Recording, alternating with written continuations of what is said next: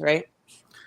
Awesome, awesome. Happy to have you here. So for those that don't know, Carson, she is out on the West Coast, holding it down in California. You know, that's a major boxing state there for real. I guess in the Yes. LA area there.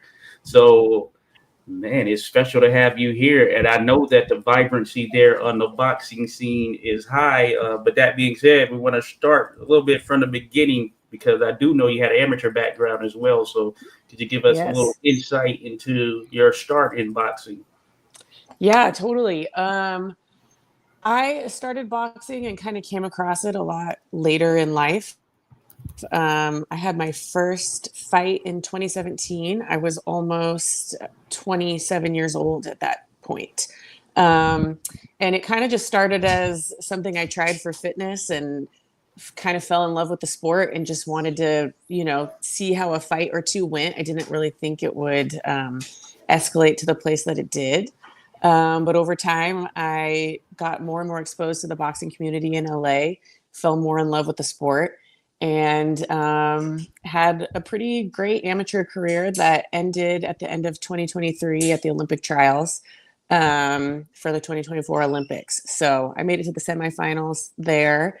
I did multiple national Golden Gloves, national championship tournaments, kind of did the whole amateur circuit, starting at kind of an older age, which isn't completely uncommon for women in the sport, but it was still was not a sport I was ever exposed to before then, but I dove deep very quickly and got a lot in a short period of time. So it's been a great journey so far. Wow, that's impressive. Let me ask you a question about just to caveat off of the Olympic experience. Did coming up a little bit short, did that actually light a fire under you? Like, is that something that kind of a chip that you have on your shoulder? A little bit, yeah, and especially like entering into the pros, knowing that that's not like an experience that a lot of people get to. And I know what it took, like I know the steps that it took to get there, and I know the qualifications that it required, like before even getting to the trials themselves. On that note, we knew our whole group going into the Olympic trials, like my whole bracket, that they kind of, in my opinion, did things backwards. And I'm sure Steph has talked to you guys about this, but they had already chosen their girl for the 146 weight for the Olympics. And that was a lot of the weights. And in the end, I think they might have taken one. I don't know if they took anyone who won the Olympic trials to the Olympics in 2024. So we all kind of entered that tournament thinking like, it'll be cool to win the Olympic trials, but we already know it's not leading to the Olympics, which is, a weird and like unfortunate headspace to be in, especially for like people like Steph who won and had been on Team USA. I was in a little bit of a different situation, and I think it was like a little easier for me mentally to just be like, you know what, no matter what, this is like a really good resume builder, and I'm just going to take the experience for what it is. But there were people who had been working for that spot for a long time and were kind of like not given the opportunity that they deserved, so. Yeah, that's foul. Yeah. Hey, so I just wanted to jump in there. So, of course, I officiate there with USA Boxing. I'm amateur official there, or in general here in DC. So I know exactly what you're talking about. Talked about this with Stephanie as well. And it's beyond me, that approach that they take towards the Olympic team. And for those that don't know, of course, Stephanie, she's a part of the high performance team, which is these are the elite of the elites on the amateur side. And the thought of going to a Olympic trial and it not even mattering in the end whatsoever is pretty crazy. But there's this process that USA Boxing has that is, I'm sure there are some who are probably good with it, but I know a contingent who just doesn't understand why that's the approach as well there. So for sure. Yeah. Hey, listen, I don't gotta be politically correct. What they doing is bullshit. You feel me? Like straight up. This is like rich kids club. Hey, you knew how to do everything since age 4 or 5. You got the silver spoon. You got all the money to be able to go travel all over the country. That's bullshit. We got really talented athletes who work their behinds off that come from smaller places without the same opportunity. That's why I'm so confident in saying that this continent right here, the one that we live on, is going to continue to whoop ass everywhere until the end of time because nobody got it like we got it. Yeah. That's it. Agreed. Mic drop. That's it. Ass whoopers. We're dropping that thing for sure. Yeah, listen, I'm looking forward to. So when is your next fight? It's this coming Saturday, August 30th. I'm going down to Rosarito, Mexico. Cute little beach vacation town, little surf town, just south of Tijuana. So I'll be down there to fight a girl from Mexico City, and we're just gonna get this second one on the books. Get to 2-0, start building this record a little more. So. Nice. I got a couple of friends out of Albuquerque. They're going to be on the same card. I got a kid, Yoruba Moreau. Oh yeah, I know him. Yeah, I know his sister a lot better, but his sister Pueblo Rican. Yeah, she's they're great fighters. I got a heavyweight. He's Russian. He goes by the name of Baby Drago. He's out of Albuquerque, but he's John Jones' striking partner. So yeah, I saw him on the car. I saw that name on the list. Yeah, so that's cool. Yeah, that is pretty dope. And Carson Skywalker, he's from the new version of Mexico, so not the one you're going to, but the new version that we have. The new one. I'm in Albuquerque.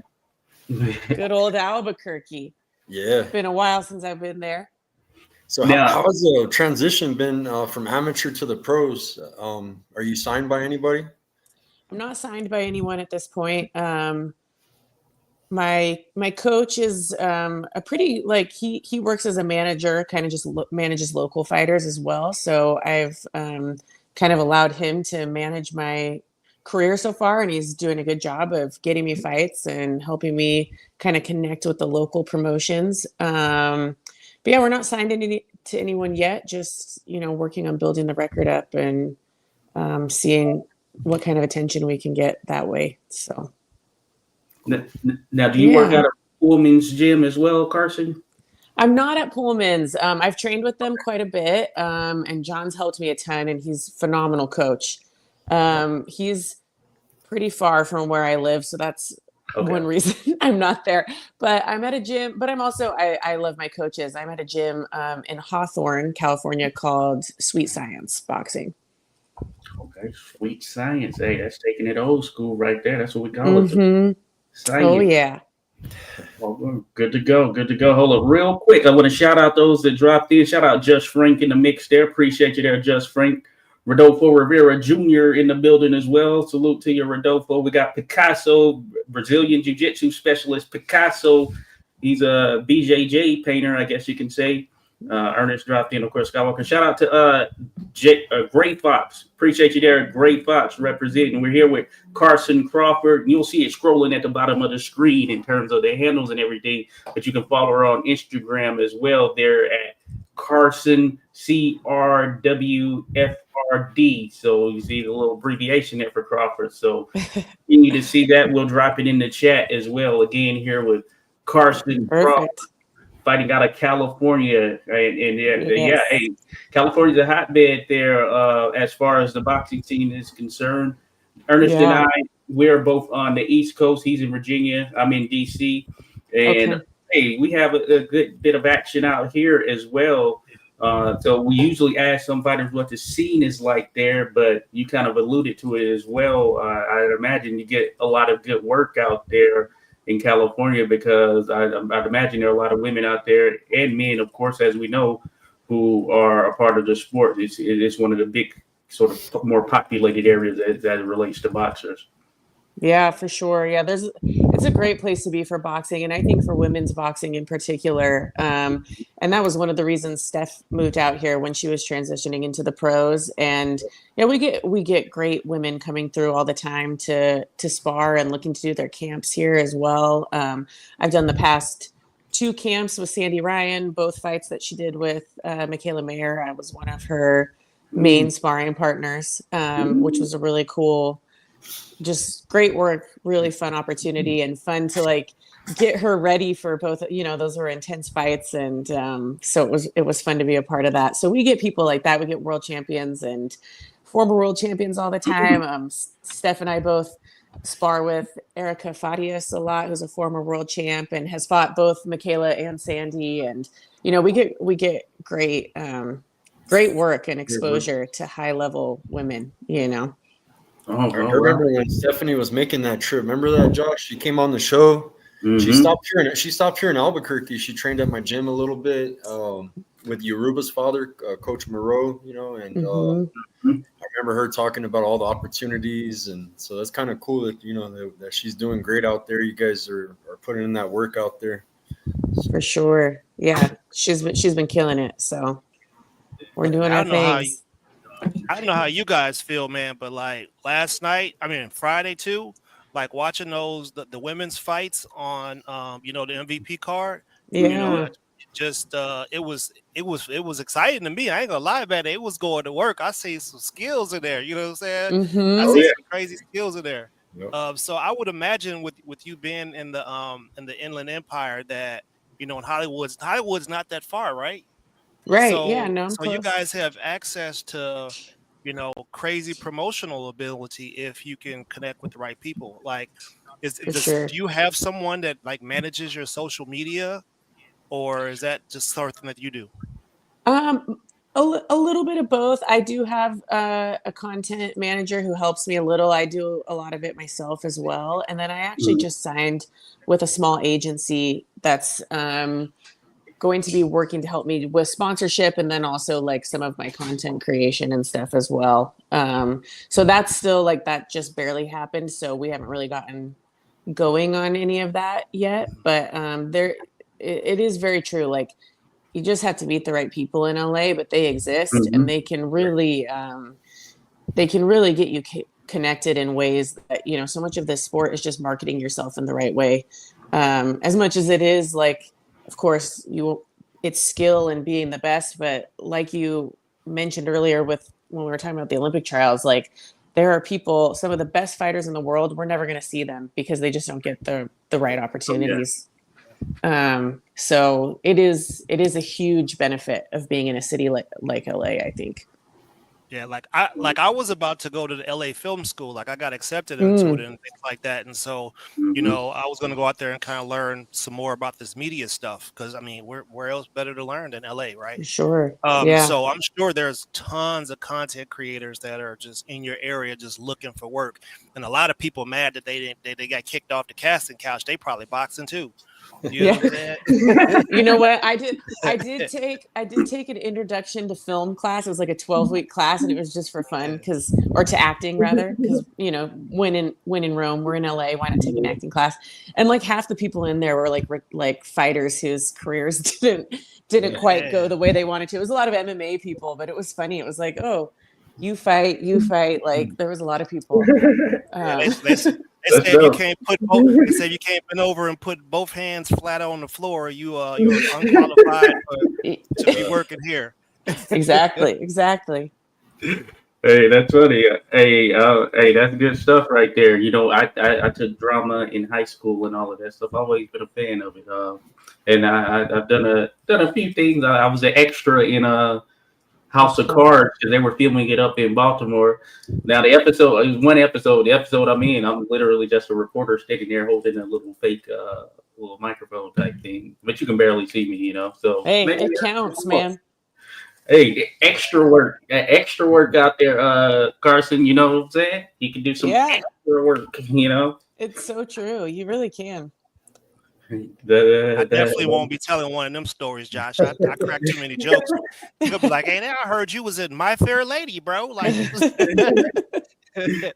he was the star. You didn't see it? Yeah, he was the lady. That's funny.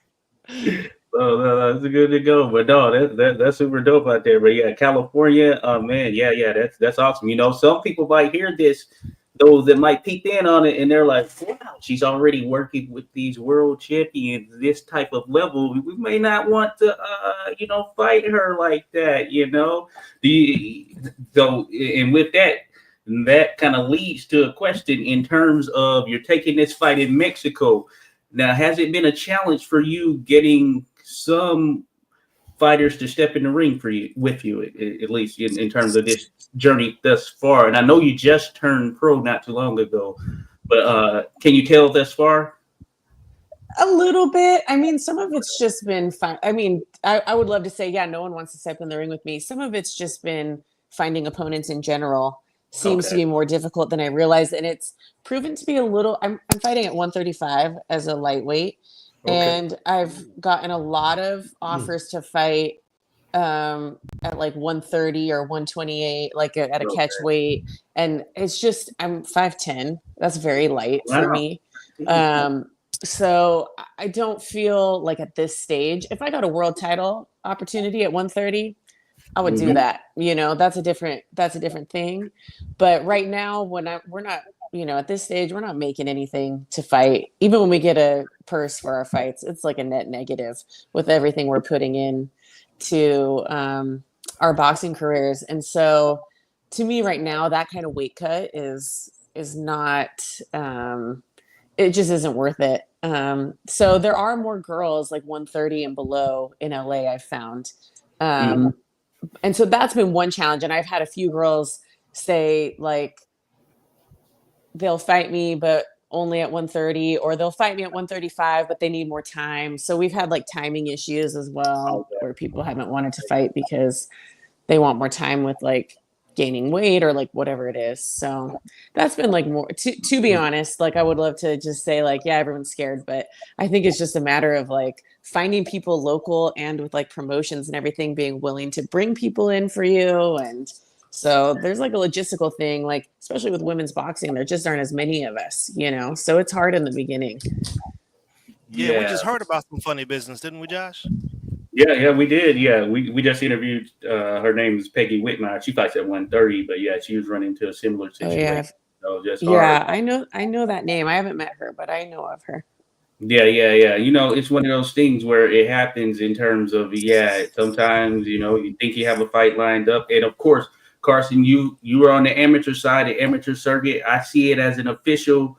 You get there, you put in the work, weigh in, and all that stuff, and then sometimes the fight doesn't even happen. Or you get there for weigh in, thinking that you're about to fight, and it's not happening. We have a good contingent of boxers who are on the women's side who fight here in this area, and this happens with the men as well. But we don't have as many that are on a fight card as the men, of course. Sometimes we're lucky if we have, double digit or something like that, or more than one, I would say, not necessarily double digit, but more than one. And there have been cases when we have had that, but I can understand there. So that I'd imagine, it has to be a challenge in a sense. So you mentioned how the net negative, that is something we're pretty aware of as well. So you really have to be kind of motivated to kind of stick to that journey. So in that regard, I would say, even despite such, it seems, I follow you on social media and all of that stuff. It looks like you're always in the gym, always working out and all that stuff. That kind of helps set the balance or in some sense. Yeah, totally. I mean, I think always being ready is how you have to play it. Like you can't, especially at this stage, I guess once you have some world titles, you can kind of pick and plan your camps a little more, right? But when you're just building your record, like early in your pro career, like opportunities can come at any moment and you kind of just have to be ready to go. So I try to stay close to my fight weight so that I could easily do my cut in a shorter period of time. And we're always training and we're always sparring. We're always running, doing the strength and conditioning, doing all the things, of course, with like rest and recovery. And I believe very strongly in all of that as well. But it's always being ready so that, when you do get an opportunity, a promotion says, hey, a slot just opened up, we have a girl that you can just say yes. And there's no stress, Be ready. Yeah, stay ready so you don't have to get ready, right? Yeah. That's the motto. In the lightweight division, did you watch the Stephanie Hahn fight yesterday? Yeah, I tuned in. I didn't realize it had started yet. And then I tuned in when I got on Instagram and I saw the knockdown in the first round. And so I was like scrambling to get the zone on and watch. So I missed the first, I think by the time I saw that post, it was like 3 or 4 rounds in, but I watched most of it. Oh, yeah. I want to give credit to Jake Paul on what he's doing for women's boxing. I know he gets a lot of criticism for everything else that he's doing. A lot of people think that he does all this with the women to kind of like, get people's attention on that, and compared to the criticism, like making the Tank fight and stuff like that. And what do you think about if you ever had that opportunity to sign with the promotion like MVP? Would you jump on it? Oh, absolutely. I know that Jake Paul's gotten a ton of criticism, and we could criticize probably any promoter in this sport. Like there is all kinds of weird things going on in the sport of boxing, but no one is putting the time and attention and money into women's boxing like Jake Paul is. So regardless of how you feel about anything else about him, as a female fighter, like I have to be grateful that someone's willing to do that, to give. And regardless of what his motivations are, like maybe they are all to just like legitimize other things that he wants to do. Okay, it's still someone putting time, money, publicity, all the things towards women's boxing, which like very few other people are actually doing. And I've had good friends signed to like more like long-standing promotions and maybe what other people would call like more legitimate promotions than MVP, and they've had horrible experiences with the women not being marketed well, not being prioritized, being like put on the shelf, forgotten, like all kinds of things. Very talented people, and MVP's not doing that to the women. So I'm from the same neighborhood as Stephanie Hahn, and I'm close with the Hahn family. And I remember when she got that title on King's Promotions, it kind of opened up the door. And now they're like really pushing her. Man. I like the way they're marketing her, and starting to gain a lot of new followers. I like the way that his promotion kind of puts fame on people. She's big in El Paso, but now she's big everywhere. So it's kind of cool. Sure. Yeah, no, it's great. And it's needed. And it's something that the men have been getting for far longer than women in this sport, So if someone's willing to do that, like, you can say whatever you want about Jake Paul, but that is one thing that I think he's doing right. Right. I agree as well. Hey, Drew need people like me, man. Drew need people like me, man. I'm going to tell you every time. Promotions need to do it, man. They need to do it better, They got to sign more females, especially females that got the amateur pedigree. I'm about to land this plane. I'm about to land this plane in Portugal. It's mad windy there. You feel me? Hey, hell no. Listen, I'm going to give Jake Paul some credit, right? What he has done for women's boxing is absolutely incredible. Like, I love what he's doing for it. But, man, this dude is pimping boxing. I got to say it. He's been pimping. Shout out to our man with the fast jab. He's going to be on later on tonight. But let me tell you this. All right. Jake Paul is leeching off of boxing. Have you ever seen the Suge Knight thing when he went on the stage at the Rap Awards? He said, "Hey man, if you want your promoter all up in the videos, dancing and stuff like that, come sign with Death Row." Jake Paul, get out the ring, bro. Let them get their shine. You already doing the events. You the A side for everything. Get your butt out the ring and let them get their shine. That's all I'm saying. And I've come to a point, me and my wife talked about today. Jake Paul is our last hope for we need a billionaire to go and fight these global people to be able to stealing boxing from America. Jake Paul seems like he's the last hope we got for us to be able to hold on to what we got. So I guess we got to get behind him for that, but he's still pimping boxing. Well, shout him out in this. Give him a call to action. Tell him what we need. No doubt about it.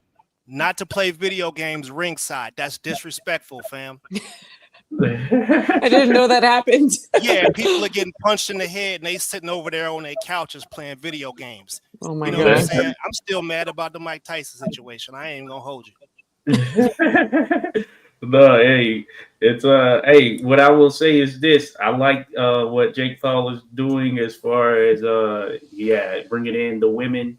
I mean, the presentation and all that goes into it is absolutely excellent. I was just saying this last night, and I was actually mentioning it to my partner as well, that I think that the presentation, as far as what I've seen here over the course of the last year, that might be the tops outside of when they have fights in Saudi Arabia, where I know they have a lot of money that they put into it as well. But outside of that, I think that the MVP presentation is pretty stellar. You know, I kind of like everything that they have going on about it, and there's really effort put into it as far as that quality. And the fights that we've seen are generally 50-50 fights, 50-50 matchups. So I think that's what we want right there. Definitely more exciting to watch 50-50 fights. And I think some of the newer promotions are doing that a little more. MVP and OTX, and they're you know, making matchups that are, I mean, it's exciting fights, you know, and we've gotten into an era of boxing where everyone's so afraid of losing. You guys were talking about the rubber duckies, so they're ducking, you know, who should rightfully probably be up next. And yeah, I think it's unfortunate for the sport overall because it just holds the sport back from progressing. The more the best of the best are forced to face each other all the time, it elevates the whole sport, and I think it trickles down to everyone coming up below them, because every time we set a new bar, everyone tries to aim for that, you know. They need to keep the same energy too, Josh. When the commentators, you know what I'm saying, they need to keep the same energy, because I heard them say that, you know, this fighter who's 21-3 is on his last leg, but 2 fights before him, they had a dude that was 21-42 fighting a guy that was 3-0. You see what I'm saying? Like, you can't say somebody's on their last leg and they're at 21-3, and you got a guy that's 21-42 fighting a guy that you're trying to present as a real threat out here. Like, we're not going for that. Hey, Carson, I wanted to ask you, is there any fighters right now in your division that fight in your area that you have a history with from the amateurs? My division in the area, well, she's a friend. I'm wearing my friend Chelsea May Anderson. Yeah. Okay. So, and we fought twice in the amateurs. We're 1-1 from the amateurs, and she's 8-0 now. She just had her 8th fight. She would love to fight Stephanie Hahn. She's in the same division. She's a little ahead of me, but we spar all the time. Ahead of me in the pro game. You would like to call out that would be in that hold up, Skywalker. No, mention to Stephanie Hahn that she would love to fight her. Okay, Chelsea. Yeah, let's get Chelsea in there. Let's get it, Chelsea. I'm live on my Facebook, so Stephanie, if you're out there. She's ready, man. She's ready. I'm not going to do any call outs yet. You know, I'm still building early in my career, but I have people in mind, but I'm not going to publicize any call outs yet. But I'm excited. I'm excited about all the women in the sport currently. It's really like you said, like we saw a lot of skill on that MVP card. There's a lot of skill out there, and it's fun. It's exciting to see who we might get to fight, and people that I've watched as I've come up and think like, oh, maybe before they're done, I could get to fight that person. Like those are exciting things. So, but we'll see. Man, I can't wait I feel like we're like 3 years away, guys, from these divisions having enough women in them so that we can get some round robins. Because I'm trying to hear some smack talk. I'm trying to hear somebody talk about somebody bunions. Like, yeah, you got bad knees. You know what I'm saying? I'm trying to hear all that. Sometimes we get women on when we interview them, and they already got a hit list. If they're 5-0, they're already talking. At 5-0, they're talking, huh? So let me get back to you when I have a few more. Right. Yeah. You're going into your second fight, right, Carson? I'm going into my second. Yes. Okay. Yeah. She's still building that up, and you'll have to put in that work there. No, I'm with that though. Definitely with that. So, but no, that That is awesome. Yeah, just hearing you, I wanted to mention one thing there in terms of what the women are doing in the sport. And Ernest, what you said there in terms of we're a few years away, because I remember, I don't know how long ago it was when Bob Arum, who's over Top Rank, said, yeah, he was talking about the women's side of boxing. It was like nobody watches it or something to that tune. And it's not to disparage him or anything, because he had some women signed and all of that stuff. But I say that to say, look at where we are. Look at what Katie Taylor, Amanda Serrano, and the cards that have gone on in Madison Square Garden. Was the last one Vegas, or I think the last one was Vegas. Vegas. Yeah. Yeah, like just think about that. The people coming out. So it goes to show, if you put on good fights, especially as it relates to the women's side, because some of the divisions is not as deep as the male side in terms of once you start to stretch out into some of the other countries and things of that nature, you are getting top level quality fights that are happening right there. And people have come out, people have supported those. And kudos again to Jake Paul for what he's doing there on that side, and some of the other promoters who are in the mix, because generally all of the promotions have some women that are, competing at that top level. You name some. We think about Gabriela Pandora, what she's doing over there with Golden Boy. Think about Matchroom, etc. So I think we're very much in a special place there for the sport right here on the women's side. For sure. But how would you feel about doing 3-minute rounds? Because that's something I'm like, man, I've seen y'all do some great work, and I feel like if you had that extra minute, like it would just be that much more exciting watching you guys break people down versus having to rush to it. I 100% agree. I would love 3-minute rounds. I think it disappoints me, because I think some of the criticisms that women's boxing gets is because we only have 2 minutes. And you can make 2 minutes exciting, and you can do a lot in 2 minutes. You do have time. Mm-hmm. But women, we get a lot of complaints that we don't get enough knockouts. But how many knockouts happen in the last minute of a round? And we get complaints that we're not as skilled as the men. But when you don't have as much time to work, it's hard to demonstrate the same type and level of skill. So I would love to see 3-minute rounds. I think my greatest strength in boxing is my output and endurance. So for me, like, more time always works in my favor, and I get better as the rounds go on. So I would love 3 minutes. The thought of having less time stresses me out. I'm like, give me more rounds, give me more time, please. I want more time. So to me, that's great. I know there are women who like the 2-minute rounds, and like everyone can have their own opinion, but I think we are behind in not moving the women into the same length and number of rounds as the men. Okay. We've heard the calling for such there. And as you mentioned, some can get it done there within the 2 minutes and all of that stuff.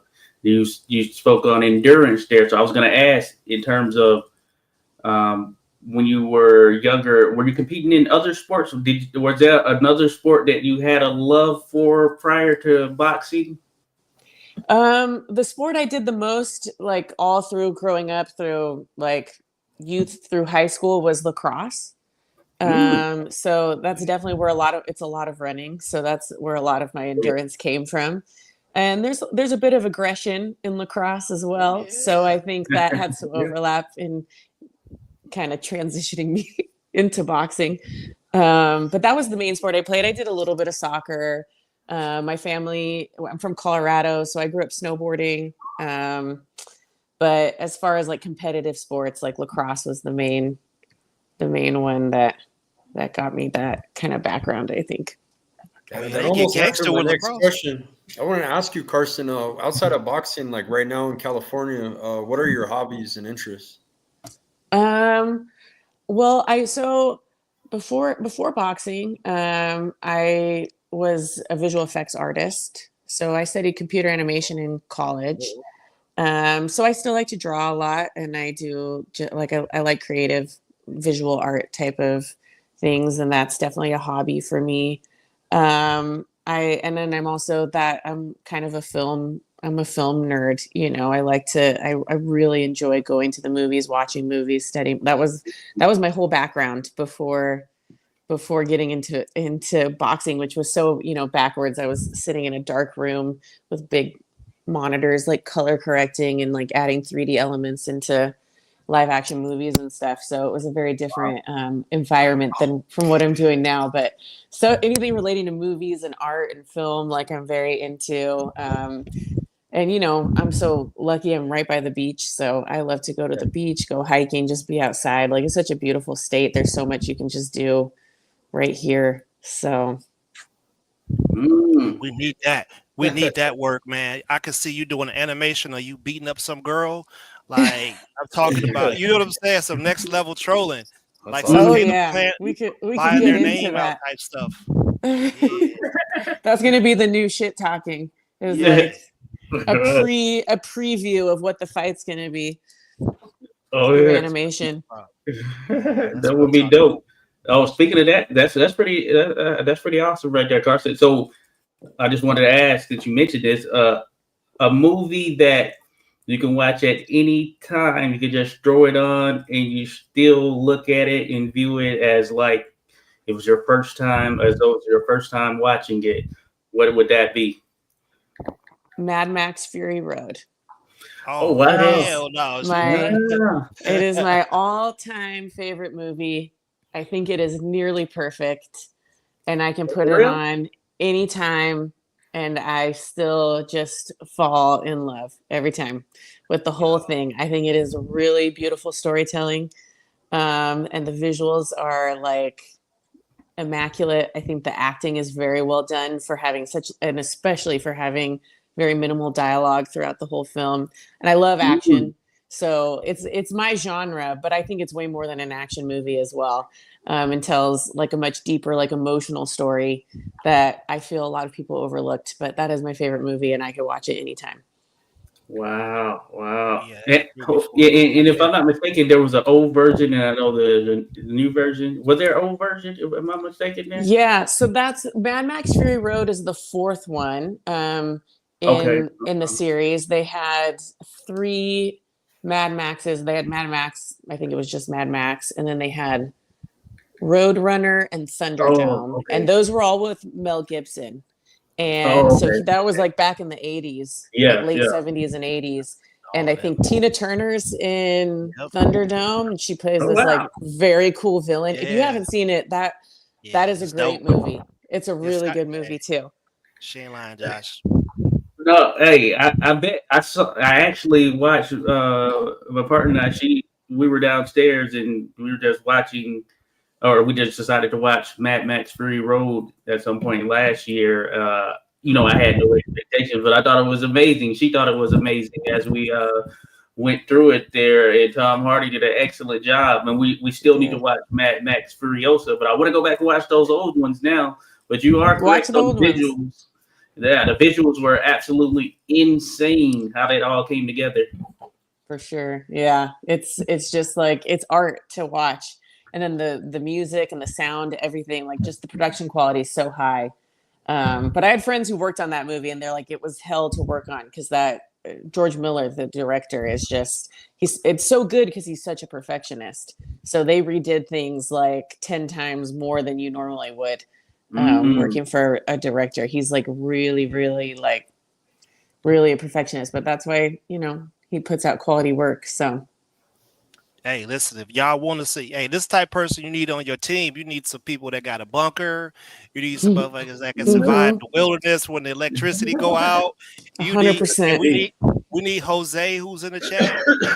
We need Jose because Jose, everything he kill, he eat. He don't eat nothing else. You feel me? So you need a good team, fam. You do. I mean, the zombie apocalypse is coming. We just don't know when, so we need to be ready.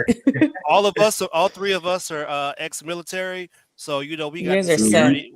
We got the security now. I just need somebody to take care of the rashes. Exactly. You guys are set. My uncle was a legend from California. He's hanging up on the wall. His name was Bobby Chacon. They call him the schoolboy. But He was like the first Golden Boy before Oscar De La Hoya from the LA Wow. area. He's from Pacoima, so Cool. That's awesome. two-time cool. WBC champ and Hall of Famer. So Wow. Amazing. That's quite the lineage. yeah, That's crazy. Cali, fighters. I always show a lot of love. My team, Mo Boxing, no problem. You'll see us at a lot of events. Yeah, I've seen you guys around for sure. Yeah, we're based out of California. I'm the Albuquerque representative. You know, I go to the fights in Vegas and Phoenix and stuff like that. But my team's primarily out of northern and southern California. So amazing. Yeah, I see you guys around, and I see you on Instagram a lot. I see. thank you. Yeah. Yeah, out there for sure. And shout out Dom's Talk Boxing. Dom Talks Boxing. She was gonna be here, but she it's a birthday, so happy birthday, Dom. Happy birthday. Real quick, shout out to the chat as well. Shout out, we got Raheem. What about New Jersey? Al Raheem. So he's with Pro Say. He's the owner of Pro Say Boxing. I don't know if you've heard of them. They have like a little diamond on the gloves and everything. Hey, Pro Say. Hey, Al Raheem. A perfect candidate right here, Carson Crawford. Yes. I mean, she would be amazing in some Pro Say gear. I partner with him in my city, and I've sponsored a lot of kids. We just got a female. She's a minimum weight Women International Boxing Association champ. Okay. He's got her sponsorship, but he does awesome quality. We call him the Tony Starks of boxing because he does everything: hand wraps, gloves, fresh outfits, like anything you can. Arms dealer. Yeah, and he's got style to him, so he's got that East Coast style to his gear, and it's real popular in my city. It's kind of taken over my city, so we got a lot of gear. The kid's been rocking it, and so he makes nice gloves and hooks up fighters too. So cool, that's good to know. You hear that, Al? Hey, there is a question that we typically, we like to, as we introduce, new fighters to our audiences, we like to ask. It's kind of like a psychological question in a way. There's no right or wrong answer. It's just basically you putting three things in order of importance for you. You can explain why you have them that way, or you can't. There's no wrong answer. But we would like to know if you have belts, legacy, and money. Like which order would you put those in? And if you want to explain why, you can. If you don't, that's fine too. I think I remember you asking Steph this question. Consistent. I think legacy, then belts, then money. And it's not because I don't think like women should be getting paid way more for what they're doing in the sport. And the money matters. But I don't think for myself. So I don't know. I'm like back and forth because also I want women to get paid in this sport and the money does matter, but I'm in it the most because it's of the things that I want to achieve. And I think legacy matters because with or without the belts, if you create a legacy for yourself and people remember you and you were a fighter who performed in a way that people wanted to watch, like that lasts longer than anything. The belts demonstrate that you're the best in the world.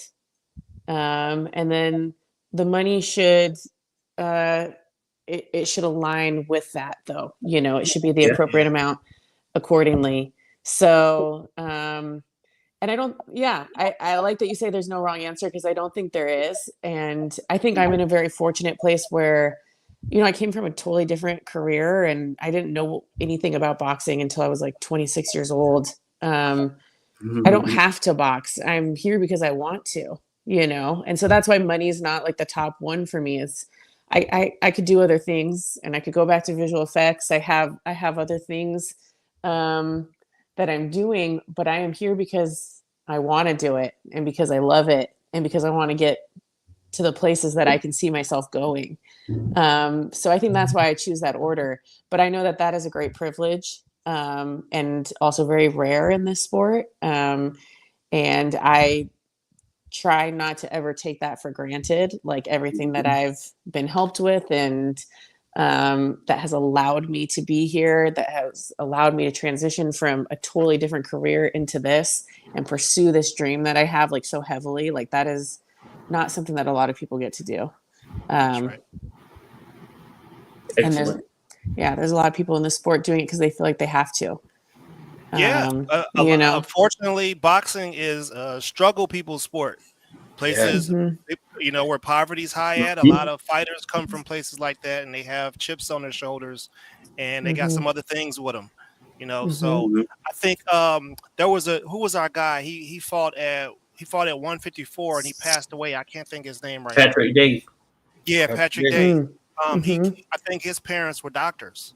You know, and he didn't. It was just something that he wanted to do, and it's just like I know there were conversations with people that saying, okay, you know, does this person really want to do it? Do they really want it? It's like, yeah, if you're getting punched in the head, you're not just doing it for fun. This is something that you want to be there. Oh yeah. So definitely a respect. Shout out to you for, you know, having that competitive spirit and wanting to come over here and do it and get it done. That's what I'm talking about. Thank you. I appreciate that. Yeah, you got a great reputation though, like with the boxing community. I've heard your name a lot too, you know, brought up with sparring and Steph Simon. I've seen you with Stephanie Simon. So thank you. Yeah, keep continuing trying to market yourself and put yourself out there, and definitely I think that helps fighters get noticed more and get more opportunities. So absolutely. Yeah, I appreciate that. Thank you. No doubt about it. And with that, kind of on that same conversation, of course, one of the greatest fighters in history, arguably the greatest fighter, no question, one of the top 3 greatest fighters, a guy by the name of Harry Greb. He fought there in the early 1900s into the 1920s, and he came from this middle class family, and he was good. He didn't have to do boxing or anything of that nature. If you don't know Harry Greb, folks, check the channel because I talk about him on the channel. There's some things out there, but that just goes to show you that if you put your mind to it and you want to do it, you can get it done there. So I love to hear it there, Carson. And hey, you started in the amateur ranks as well, because we get some people on who, you know, haven't had any amateur fights or anything of that nature. And of course, you can still proceed. You can still do your thing there. But I do think that going that amateur route, at least having some amateur fights, that is a major boost right there. And I know you fought some pretty solid competition there as well. A person who's been on the channel, we talked to Stasia Suttles. Oh, yeah. Stasia, you right? Yeah. Yeah. Sure. I actually, is it Stacia or Stasia? I've heard people pronounce it both. Stacia? Yes. I'm not sure. I think it's Stacia. She didn't mention it. There we go. Josh, you have to get that. Just say the natural. That's her nickname. You better get that sugar out of the grits, Josh. You got to put salt and pepper on it. In Team Combat League, I don't even look at the highlights, but she's doing great. She's killing it in Team Combat League. I've seen. We follow each other and support each other. I never got to know her very well, but she was my last fight at the Olympic trials. She was my very last amateur fight. And yeah, she's a phenomenal fighter. And great sportsmanship too. Like, she's been very, you know, we support each other, give the likes and everything on Instagram, and like, yeah, she's killing it in TCL though. So I'm very happy for her. Yeah. Coming to the ring at 135 pounds is Carson CC Animations Crawford. There's the nickname pitches. CC Animations. Carson the animator. Comment for her nickname. Leave it in the comments section. Yeah, give me some ideas. The animator. People will be like, the animator. Interesting. I wonder what that ties to. She paints pictures there in the ring, maybe. That and something else. She can do it there outside of the ring as well. That'd be cool. I like it. The animator. She wrote "whoop ass" all over her eyeballs. They were black. All right. All right. I like where you went there. But that's awesome right there. The animator, Carson Crawford. We got her in the building here, folks. And man, it's been amazing right there. And interesting thing, you and Stephanie Simon both fought Stacia. Yeah, we did. And Steph and I fought each other as well. So we've all fought. We fought each other. I need to go find that fight out there. If it's on film, I need to go find that. Carson Crawford. Oh, that's an old one. She was my first. She was my first fight as an open fight. Like, I just was coming out of the novices, and so it was like my 7th fight. And I was like, you know what? Yeah, like you can wait till you can do 10 fights as a novice, but I was like, let's go to this national tournament. Let's do it. It was technically 2020 nationals, but we, because of COVID, did it in the beginning of 2021. Mhm. And she was the first name I drew. And that was my hardest fight in the amateurs for sure. She very quickly showed me the difference between novice and elite, but I did pretty well, We made it through the 3 rounds. I gave her a tough time, and we were both tired at the end, and became, obviously now the rest is history, but she's the best. But that is dope. I didn't know that. That's amazing right there. We get Stephanie on, we're gonna have to talk about it again, Oh yeah. She hates it. She doesn't. I always joke that she beat me up. She's like, no, I didn't, and she hates it. So so definitely look it up. Yeah, that is so funny right there. And for those that don't know, you're thinking about getting into the sport of boxing. Yeah, when you go there, you go to those national tournaments, events like that. Yeah, it's a draw, so you never know who you're gonna get in your first fight, and it can be a game changer for sure. For sure. I saw her bring those big guns out, and I was like, oh, who signed me up for this? Love good stuff right there. Like, yeah, you're gonna walk in here, you're gonna have you're gonna be able to inhale all the air, but you're gonna have sleep apnea after I get done whooping your ass tonight. Exactly. Oh yeah, no. That's that's amazing. That is amazing right there. Man, hey, we appreciate you, Carson, for being on here. And you know what? We got to get you back on because I feel like we could have this conversation all day. You know what I'm saying? I know we were looking at getting about a little under an hour in there. So we got to get you back on, Carson, to talk about this victory you're about to get in Mexico City. Drago and Yoruba, I said. Rosarito. Sorry. Yoruba and Drago, what's up? Oh, yeah. I'll make sure they say what's up to you guys. Yeah, we'll say hi. For my gym, too, so. Cool. I'm excited. Hey, make sure you tell Drago to go on over to the Hood Barbershop and let him fade him up tough. You can't have it all over. I'll pass it all along. Hey, come on, fam. No, that's good stuff for sure there. No. Carson Crawford, folks. Man, we appreciate everyone being in here. Shout out to Angel Diaz, my man Dan, who dropped in as well. Pro Say, you're still in here. Remember, Carson Crawford, you're going to have to hit her up. She needs some gear there, but she's fighting this weekend, folks, in Mexico City. Is that going to be streamed? Is that going to be streamed? We're not sure yet. I'll try to get you a link if it is. I'm still waiting on a little bit of information. But okay. I can definitely send it to you guys if it is. Cool. Let us know because we're going to share and all of that stuff, and we're looking forward to see you. And we try to, keep it neutral, but I think, we might be rooting for you in that contest. We might. I appreciate it. Well, good stuff there indeed. But Carson Crawford, folks, holding it down with us here out in California. We appreciate her coming on. And the Instagram, it's been scrolling across the bottom, and I actually dropped it in the chat as well. So be sure to go check that out, folks. It's at Carson. Well, I did it wrong in the chat. So look at what's scrolling at the bottom. Carson, KRSONCRWFRD. And we're going to make sure to share it here on the channel and the community page as well. So thank you, Carson. And any last thing you want to share with the fans and everything? Those that are going to be watching, your supporters, family, friends, all of that stuff, Carson? No, just, I'm super grateful for everyone who supported me this far and gotten some sponsors for this fight. And I'm really grateful to them. I'm grateful to my family. They've been super supportive. Steph's been a huge supporter. She's coming down to Mexico with me. And, get Chelsea May her fight with Stephanie Han, Chelsea May happen. Stephanie Han, we want to see it. Shout out, we want to see it. Simon, the Fighting Marine. Oh, hey, plenty coming up that we can discuss. We're getting so many good nicknames going. We're gonna the animator, Carson Crawford, the animator. You know what I'm saying? Listen, hopefully we sparked to something in you, and maybe put that on the short list, Carson, the animator. That needs to be on the short list. I mean, yeah, I like it. It's definitely up there. It's up there. Well, good stuff.